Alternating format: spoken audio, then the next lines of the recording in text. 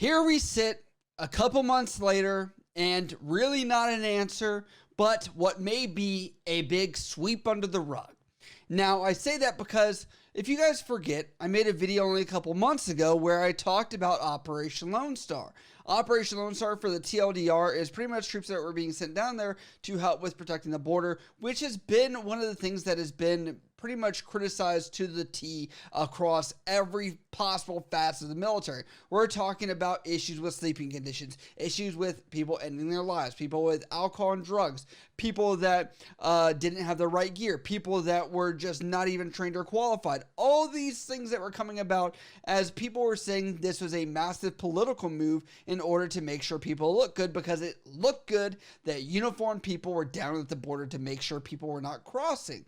Now, with this criticism became a big deal because it looks like there was a general by the name of Major General Norris, which she has now been called out by the former Command Sergeant Major Jason Featherstone, which has pretty much ruffled a bunch of feathers, and people knew about this, and we were hoping for some resolve, but that doesn't seem to be the case. We don't have any investigation. We have nothing from that. And it looks like there is now an official replacement.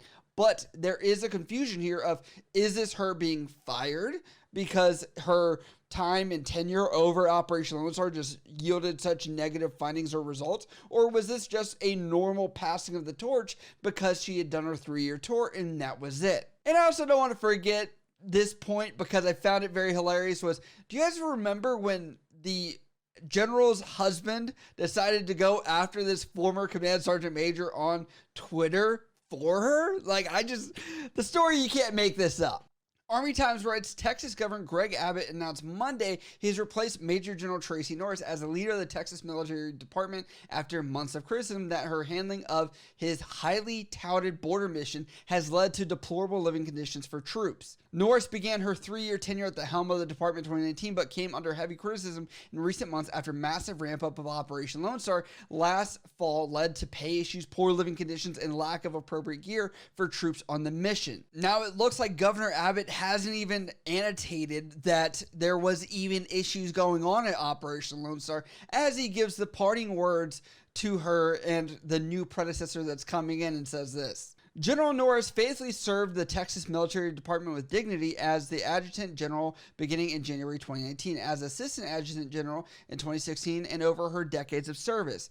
Abbott said in a statement, I thank General Norris for her exceptional service to the state of Texas, and I'm honored to appoint her successor, Major General Thomas Swelter, as the Adjutant General of Texas. General Swelter brings a wealth of military experience to his new role, and I am confident that he will uphold the integrity of the Texas Military Department and exemplify servant leadership throughout every aspect of his position, or this position. I like how he used the term integrity because we didn't get any integrity or any kind of findings from the reports that, this was obviously a massive news story and it looks like there wasn't any true investigation into this from what I can see. And there's no results from that. So yes, I'm glad there's someone else that's going into place to probably make things better and, maybe be a breath of fresh air. But I also have to say, just because you change leadership doesn't really mean that things are going to be done and that's it.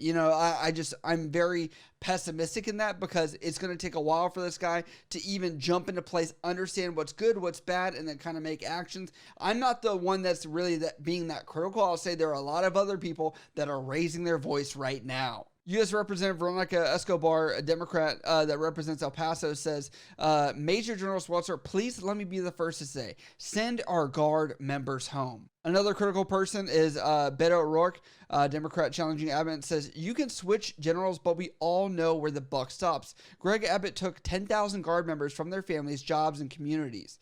He has treated them with incredible disrespect as he has delayed their pay, cut their tuition benefits in half, and use them as political pawns in his re-election campaign. It's time to bring them back home.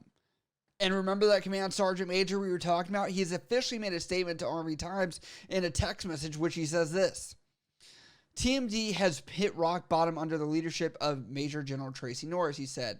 The organization will need to start a rebuilding mode and will need to focus on soldier priorities and retention. Let's hope it's not too late or take years to undo the damage she has caused. Specialist Hunter Schuller, a soldier on the border mission who represents fellow troops as coordinator for the Texas State Employees Union Military Council said, when faced with logistical failures, suicides, and abhorrent conditions, Major General Norris and her executive staff were slow to make corrections, deflected from their mistakes, repeatedly misled service members, and lied to the public, Schuller said in a text message. We are optimistic about Major General Swalzer, however he says, and hope that he will make other overdue leadership changes and advocate for his service members' best interests, including releasing them from this involuntary political stunt on the border.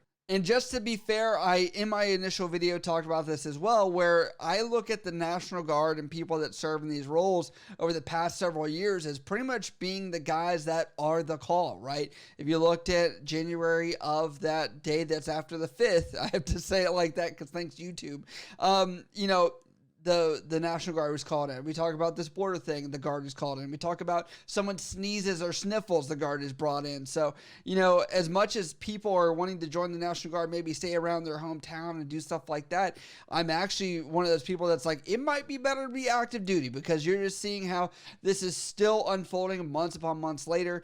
And to give some fair criticism back, I've had like one or two people write me and say that this was, you know, a lot of junior people just being junior people and gripes and moans and everything else. But I just want to add one thing to this as I'm editing the video is, one, I'm not a Texas resident. I know that there are some things I'm citing from the Democratic side. There's not very much Republican feedback or talking about supporting this. So I just want to say it may seem one-sided from this, but I also wanted to add there is some great burn from some of the soldiers that are down there. Cindy Cohen writes, deplorable living conditions. Soldiers are living in hotel rooms with indoor plumbing, heating, hotel food, can go home on leave because they're CONUS, can drink and not in harm's way. This is the easiest mission for soldiers making bank on Title 10 orders, and they screwed it up. That's why we can't have nice things. David Campbell, a soldier down at Operation Lone Star, says, I'm living in a coffin-sized bunk with no personal space with my gear locked in my car when I get off duty. Pull enough clothes and hygiene stuff for the morning, then go about half a mile to my car to gear up. Feel free to talk about something you know nothing about. As you can see, there's so many people just every single direction here coming at this, where it's like people are like, it's the military, and some people are like, oh, this sucks, and it's getting messy, and it's really, I think it's being dumbed down to keep them there, do the actual mission they're supposed to do, or pull them out and just say it wasn't a good mission and it wasn't successful. Let me know what you think down in the comments below. If there is another side of the story I'm not getting to and you're down there, please let me know and we can cover that if you think there's more information that is necessary. But if you guys like what we do on the channel, you can always support over at patreon.com or also at the YouTube join button below this video for special perks and benefits. If you guys have other video ideas that you want me to cover, hit me up on Instagram, Snapchat, Twitter, TikTok, or any of that stuff. I love you guys. I'll see you next time.